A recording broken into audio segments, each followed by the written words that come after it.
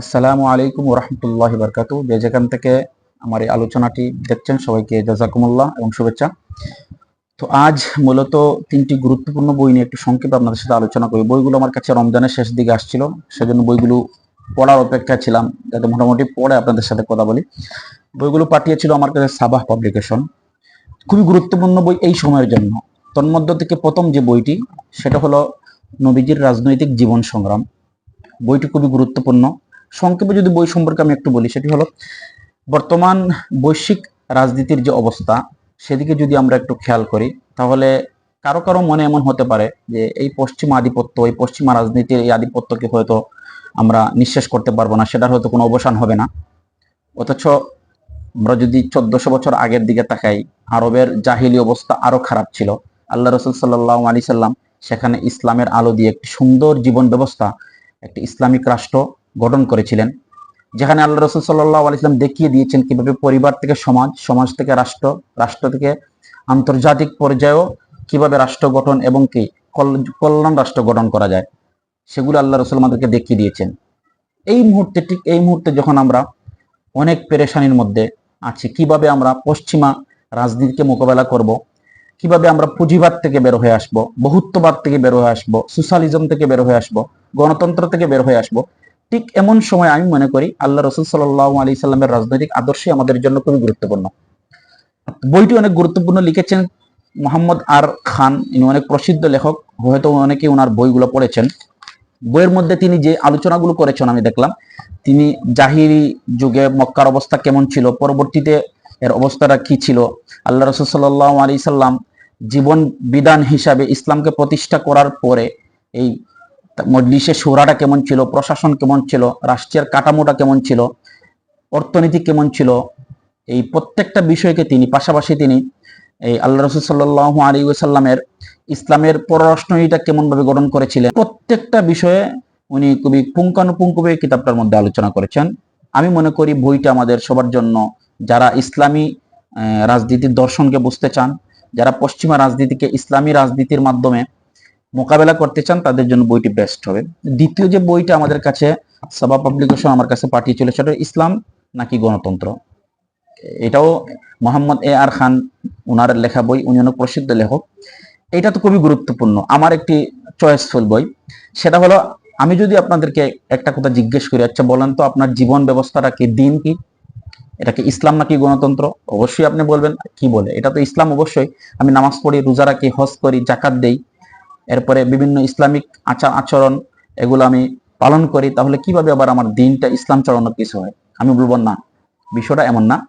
কারণ আমরা মনে করি শুধু ইসলাম আমাদের নামাজ, রোজা, হজ, জাকাত এগুলোর মধ্যে সীমাবদ্ধ, কিন্তু এগুলোর মাধ্যমে মূলত পশ্চিমা শক্তি আমাদেরকে কোনো একটা জায়গায় কুণ্ঠাসা করে, কোনো একটা জায়গায় ভিতরে আটকে এটাই বোঝাচ্ছে যে এটাই তোমার ইসলাম, এর বাইরে কোনো ইসলাম নেই।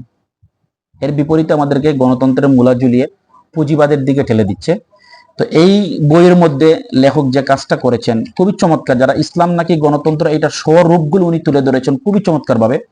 উনি এখানে খুবই সংক্ষেপে আলোচনা করেছেন। উনি প্রথম যে সূচিটা তিনি সেখানে তিনি পুঁজিবাদী জীবন ব্যবস্থা, ইসলামী জীবন ব্যবস্থা নিয়ে আলোচনা করেছেন।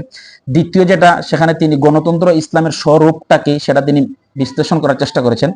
3 নম্বর যেটা তিনি করেছেন যে গণতন্ত্র এবং অবাধ স্বাধীনতা, যারা অবাধ স্বাধীনতার নামে, গণতন্ত্রের নামে অবাধ স্বাধীনতাকে আমাদের উপরে চাপিয়ে দিতে চায়, সেগুলি নিয়ে তিনি অনেক সুন্দরভাবে আলোচনা করেছেন। ইসলামী গণতন্ত্রের বাক স্বাধীনতা এবং ইসলামের মধ্যকার সম্পর্ক কি। পাশাপাশি তিনি ধর্ম নিরপেক্ষতা এবং ইসলাম নিয়ে তিনি আলোচনা করেছেন, বর্তমানে যেটা খুবই টপ লেভেলের আলোচনা আমাদের। পাশাপাশি পাশাপাশি তিনি যে কাজটা করেছেন যে রাষ্ট্র ছাড়া কি ইসলাম পালন সম্ভব হয় কিনা, এই বিষয়টা তিনি খুবই সুন্দরভাবে আলোচনা করেছেন। এক্ষেত্রে তিনি সাহাবায়ে কেরামের ইজমা, উলামায়ে কেরামের বিভিন্ন ধরনের মতামত এগুলা তিনি উল্লেখ করেছেন।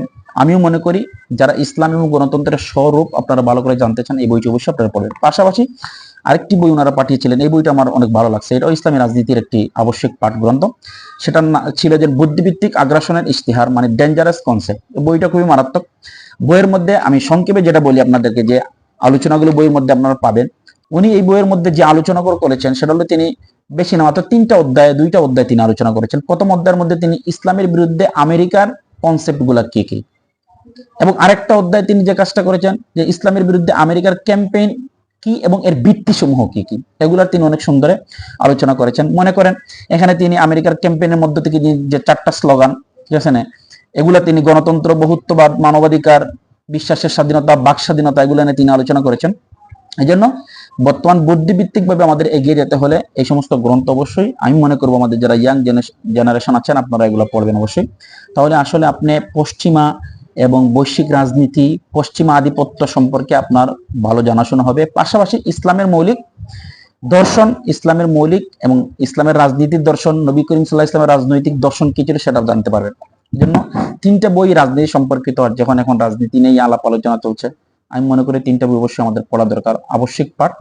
3টা বই অবশ্যই আপনারা যাদের সামর্থ্য রয়েছে এবং যাদের রাজনীতি নিয়ে যাদের আগ্রহ রয়েছে অবশ্যই আপনারা 3টা বই পড়বেন। আর প্রত্যেক আমাদের ইমানদারের উচিত আমরা সবাই নিজ নিজ থেকে চেষ্টা করা যাতে আমরা ইসলামকে আমরা জীবন বিধান হিসেবে প্রতিষ্ঠা করতে পারি। আর সেটার জন্য অবশ্যই আমাদের এই পাঠের কোনো বিকল্প নাই। এজন্য আমি আপনাদেরকে আহ্বান জানাবো এই বইগুলো আপনারা পড়বেন অবশ্যই। বইগুলা তাদের কাছে জন্য আপনারা অর্ডার করেন, তাদের পেজে অথবা রকমারিতে অর্ডার করুন, বইগুলো তারা পাঠিয়ে দেবে ইনশাল্লাহ। তাদের এই সুন্দর বইগুলো বের করার জন্য আমি ব্যক্তিগতভাবে তাদেরকে ধন্যবাদ দিচ্ছি। পাশাপাশি বইগুলো আমাকেও তারা ওনারা গিফট হিসেবে পাঠিয়েছেন, না পাঠাইলে হয়তো আমি দেখলে কিনতাম বইগুলো, এরকম বই। তাদেরকে জাযাকাল্লাহ, আল্লাহ পাক রব্বুল আলামিন তাদের এই খেদমতগুলোকে কবুল করুন। আসসালামু আলাইকুম।